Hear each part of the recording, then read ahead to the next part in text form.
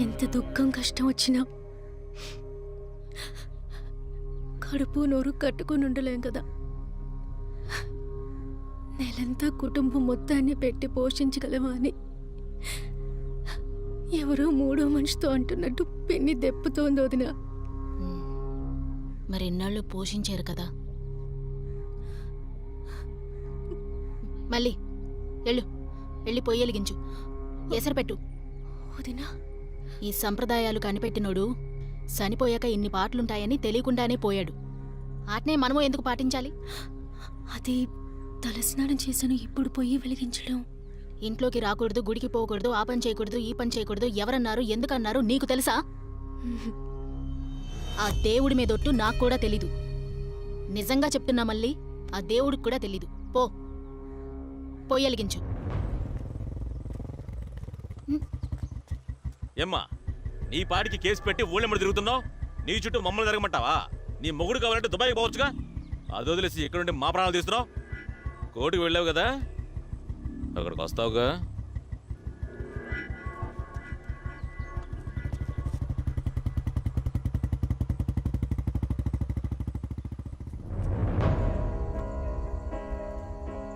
నేను కట్టిన తాళి నీ మెళ్ళలో ఉందిగా.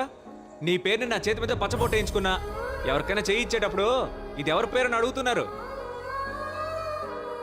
నేను మా వైఫ్ అని చెప్తున్నా.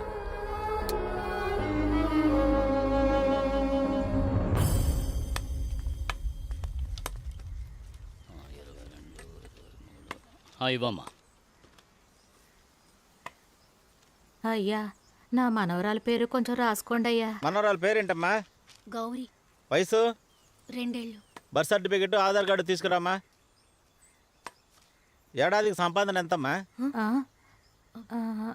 మిమ్మల్ని అడుగుతున్నా, ఏడాదికి సంపాదన ఎంత? అయ్యా, కూలి పని చేసి బతుకుతున్నాం, మీరే ఎంతో కొంత రాసుకోండి అయ్యా. ఏంటి మేమే రాసుకోవాలా? మీ ఇంట్లో ఎవరు బయటికి వెళ్ళి సంపాదించట్లేదా? అబద్ధం చెప్పినా అతికినట్టు చెప్పాలి. కాదండి, అన్నయ్య దుబాయ్కి వెళ్ళాడండి. విదేశాల్లో పనిచేయడానికి వెళ్ళాడా? అయితే ఆ విషయం దాచేసి పేదలకు దొరకాల్సిన సౌకర్యాలన్నీ మీరు అనిపిస్తున్నారా? చట్ట ప్రకారం మీకు గులాబీ రంగు కార్డే ఉండాలి, కానీ తెల్ల కార్డు పెట్టుకుని ఎన్నాళ్ళు సరుకులు దోచుకున్నారా?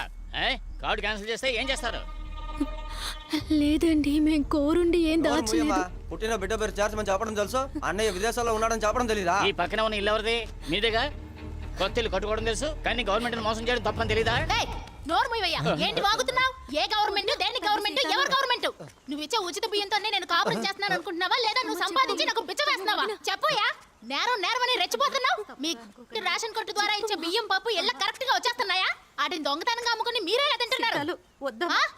నువ్విచ్చే ఆ పుచ్చిపోయిన బియ్యంతో నా కడుపు నింపుకోవడం కంటే నేను చచ్చిపోవడం మేలయ్యా.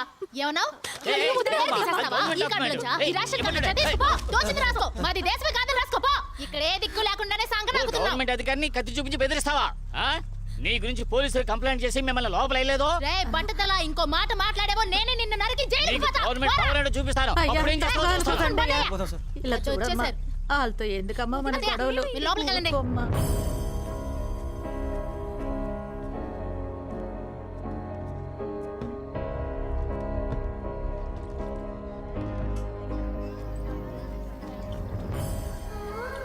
అక్క చూడక ఎన్ని బిందెలు తీసుకొచ్చిందో. ఎన్ని బిందెల్ని ఒక్కతే ఎలా మోసుకెళ్తుంది? నీకెందుకే, దాని తిప్పలే అది పడుతుంది. అయినా ఆ మాట నువ్వంటున్నావా? ఈ దూరంగా ఉందే.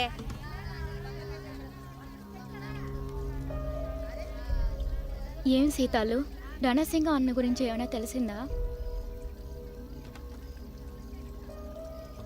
అక్క, నేను 2 బిందులు పట్టుకుని వెళ్తాను అక్క. ఇంట్లో బోల్డ్ పను. మేము అన్ని పనులు వదులుకొని తెలిసే రాత్రి 1 గంటకి ఏం పను?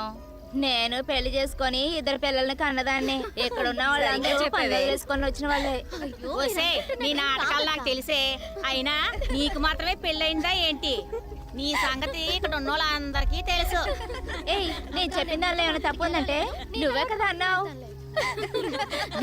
నీళ్ళు పట్టుకుని వెళ్తానండి.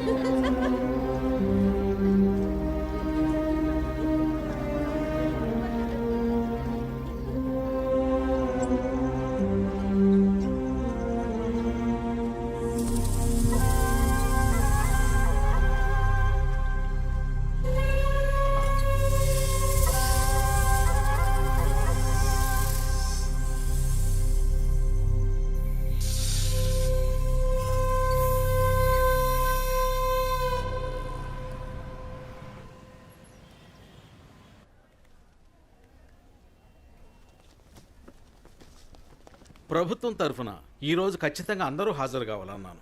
Yes your honour. ఆ వైపున ఎస్ యువర్ ఆనర్. ఆ.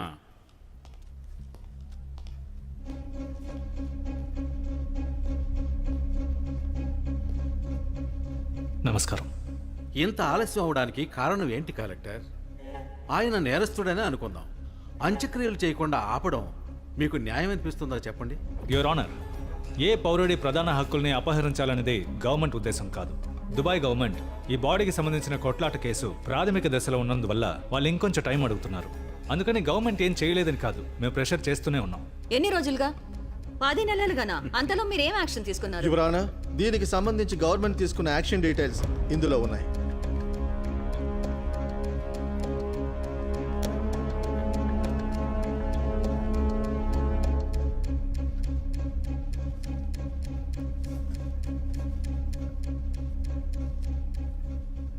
నా హస్బెండ్ బాడీని తిరిగి నాకు అప్పగించండి అని ఆవిడ ఈ కోర్టులో కేసు ఫైల్ చేసిన తరువాత రణసింగం మీద 6 కేసులు ఫైల్ చేశామని మీరు అంటున్నారు.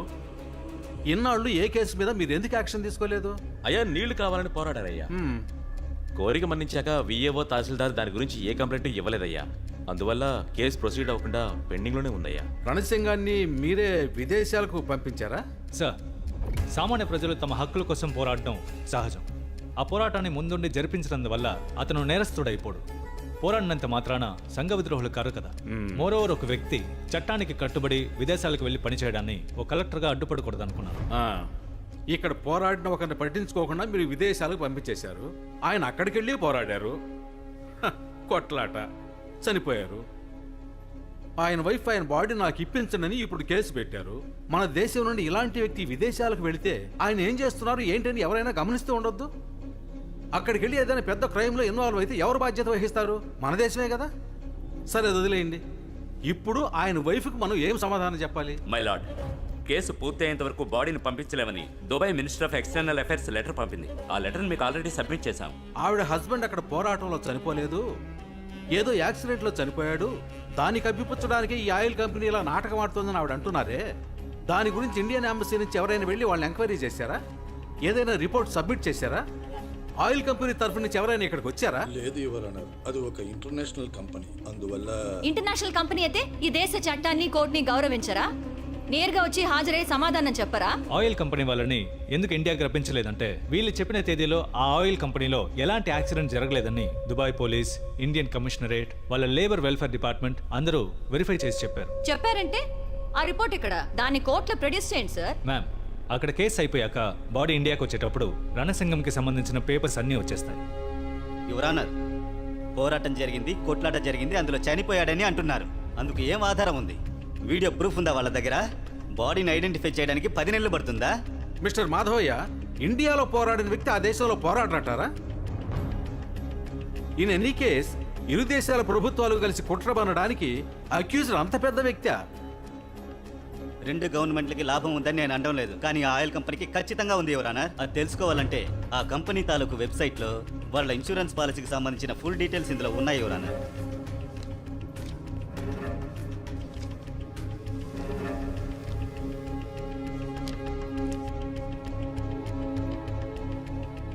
దీన్ని ఒకసారి చూడండి మేడం.